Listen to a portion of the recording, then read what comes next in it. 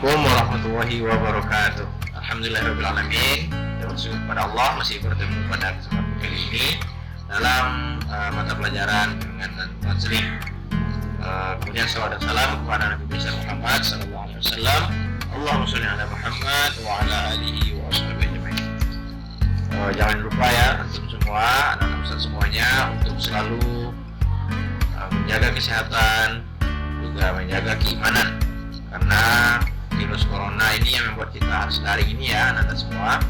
Ini memang tidak bisa kita pungkiri, terdapat dua aspek di dalamnya. Pertama, aspek keimanan kita bahwasanya Allah lah yang mendatangkan penyakit, dan Allah juga yang mampu dan berkuasa untuk mencabutnya.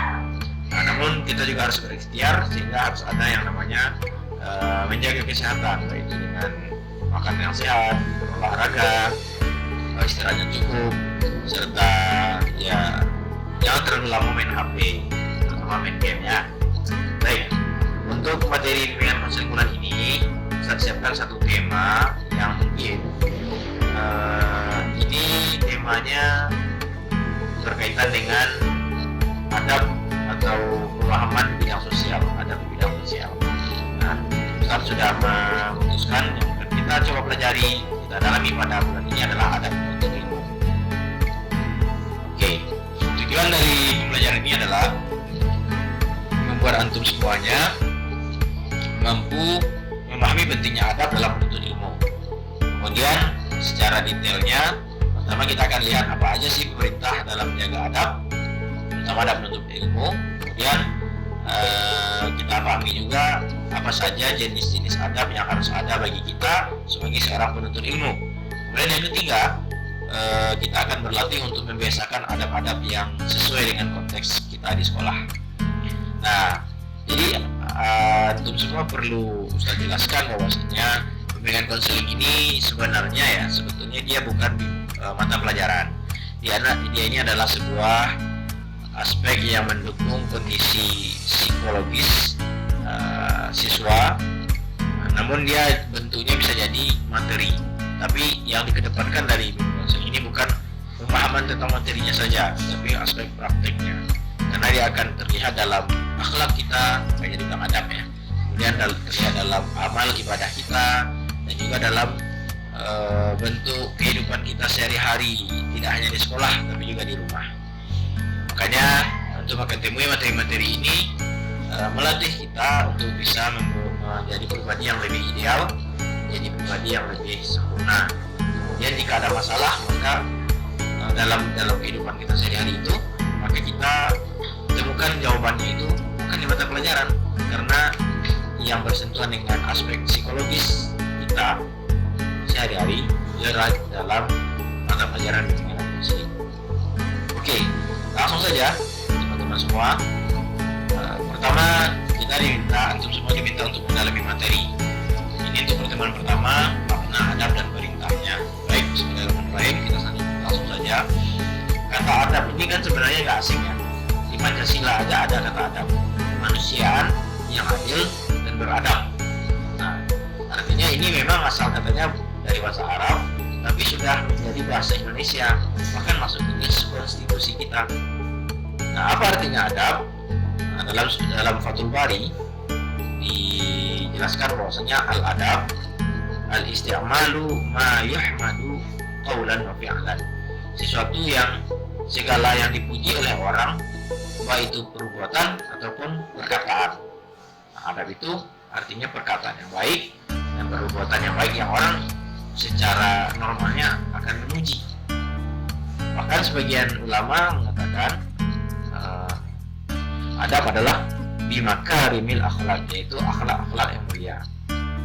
Nah, kalau kita bicara tentang adab dalam menuntut ilmu, berarti adalah adab atau akhlak dalam konteks kita pendidikan dan pembelajaran, hubungan kita dengan guru, hubungan kita dengan ilmu, hubungan kita dengan buku pelajaran, hubungan kita dengan sekolah dan aspek-aspek yang ada di sekitar itu. Nah, dalam hadis Tirmizi dikatakan kaum mukminin yang paling sempurna imannya adalah yang paling baik akhlak. Jadi adab ini, pertemuan pertama kita ini membicarakan adab ini sebenarnya membicarakan keimanan kita. Oke, selanjutnya juga Rasulullah bersabda, yang artinya dalam hadis riwayat Tirmizi, sesungguhnya perkara yang lebih berat timbangan amal bagi seorang mukmin adalah akhlak yang baik. Allah tidak menyukai orang yang berbicara keji dan kotor. Nah, artinya akhlak ini terkait dengan perbicaraan, cara berkomunikasi. Sehingga Allah menutup Rasulullah menutup hadisnya dengan Allah tidak menyukai orang yang berbicara keji dan kotor. Nah, di sini ya, bahwasanya adab yang baik berarti tidak bicara keji, tidak bicara kotor. Nah, seberapa pentingkah adab bagi seorang siswa? Yang pertama, dia menolong untuk mendapatkan ilmu. Jadi adab untuk ilmu itu adalah sebab yang menolong kita untuk supaya ilmu itu kita dapatkan. Nah, Abu Zakaria yang mengatakan ilmu tanpa adab seperti api tanpa kayu. Ilmu tanpa adab seperti api tanpa kayu, dan adab tanpa ilmu seperti jasad tanpa ruh. Nah, kalau kita cerna secara logika, api tanpa kayu bakar atau tanpa bahan bakarnya, maka dia ya sebentar saja akan mati, atau bahkan memang betul-betul tidak bisa hidup. Contoh, kita hidupkan korek api ya, maka yang bahan bakarnya itu ya kayu bakarnya itu yang di bawahnya, tapi ketika itu habis, maka tidak akan bisa hidup lagi. Artinya ketika adabnya sudah tidak ada, maka ilmunya sudah tidak dianggap lagi, tidak bisa dihitung lagi. Ilmunya itu tidak akan berarti lagi. Tapi juga adab tanpa ilmu seperti jasad tanpa ruh. Nah, ilmu itu seperti ruh, dan adab itu jasadnya tempat dia bernaung. Ya, kalau ruh aja nggak ada jasad, nggak bisa berbuat apa-apa. Jasad saja tanpa ruh, ya kita juga tidak bisa berbuat apa-apa. Mayat artinya. Maka keduanya saling bergantung. Nah, ini ada penjelasan beberapa ulama. Contohnya dari Yusuf bin Al-Husain berkata, dengan adab engkau akan memahami ilmu. Jadi adab memahami kita, membuat kita paham dengan ilmu. Sehingga belajar dengan adab itu sangat penting, apalagi dalam ilmu syar'i. Nah, bagaimana kalau bukan ilmu syar'i? Kita kan SMP, kemudian kita mempelajari fisika, di IPA gitu ya, kimia juga, biologi juga, kita belajar KWN, itu kan bukan ilmu syar'i. Nah, bagaimana kita menyikapi itu? Apakah kita tidak perlu adab?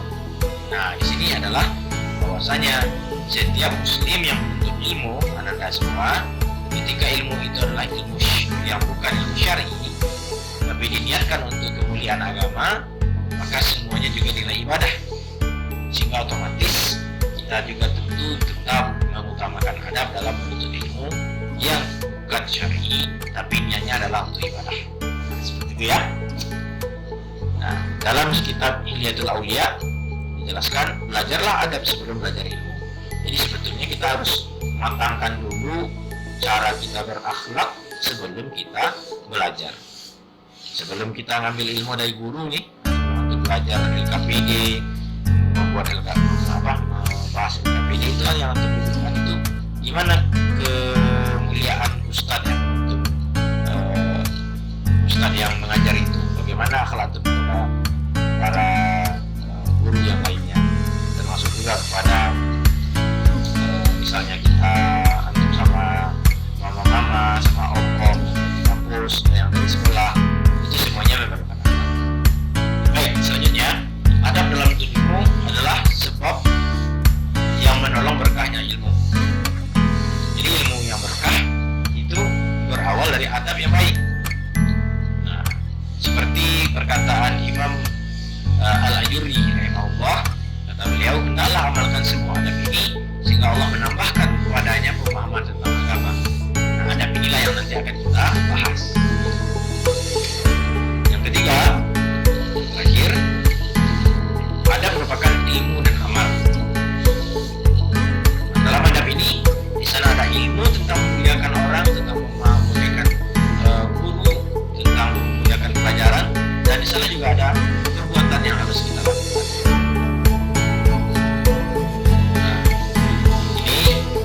Bahwasanya kata Al-Lais bin Sa'ad rahimahullah, kalian lebih membutuhkan adab yang sedikit daripada ilmu yang banyak. Jadi di dalam adab yang sedikit itu sudah ada adab, sudah ada ilmu. Jadi sudah ada ilmu, sudah ada amal.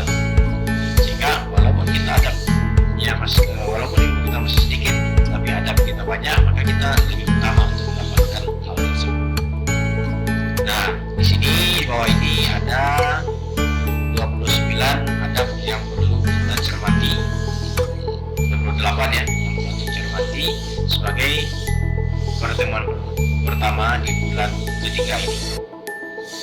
Kemudian nanti pada bulan kedua, pada minggu kedua untuk telanah mulai dari nomor 29 sampai di 40. Nah, inilah adab-adab yang dijelaskan atau disarikan, dipilihkan oleh seorang ulama yang kitabnya itu sangat terkenal, yaitu Ta'lim Muta'allim. Itu bisa lihat bukunya, kalau untuk mau beli itu sangat bagus sekali. Tapi setidaknya untuk dapat intisari dari buku itu di pelajaran BK. Jadi pelajaran BK di Ar-Royan ini terkait dengan agama. Kita tidak akan pisahkan antara motivasi dengan dorongan niat.